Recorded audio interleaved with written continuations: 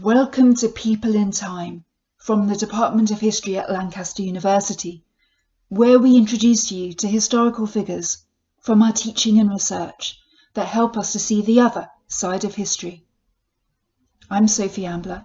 I'm a medieval historian at Lancaster, and I'd like to introduce you to Joan of Arc, a young woman whose courage shook a kingdom.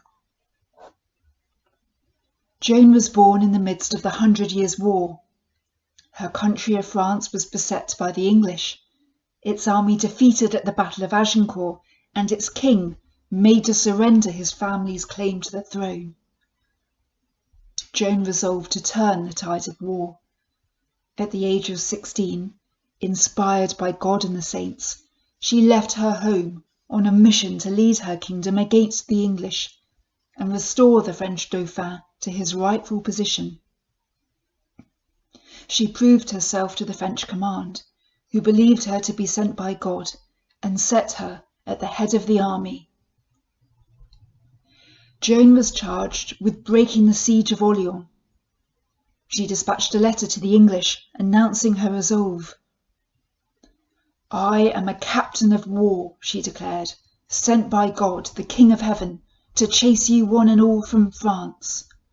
When we find you, we shall strike you, and make a greater battle cry than France has heard for 1,000 years.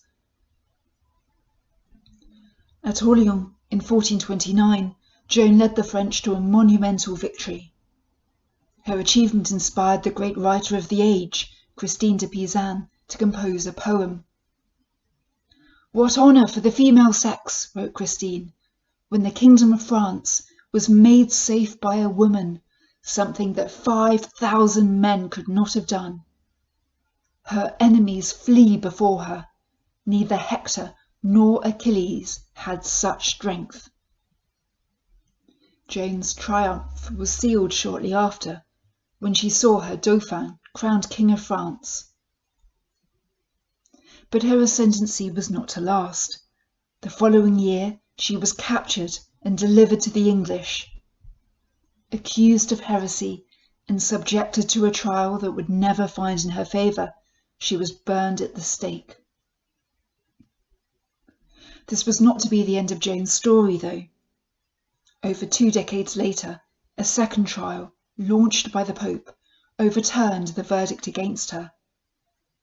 Her memory was celebrated through the centuries, and in 1920 she was declared a saint. She is now held as one of the patron saints of France. This is Joan of Arc,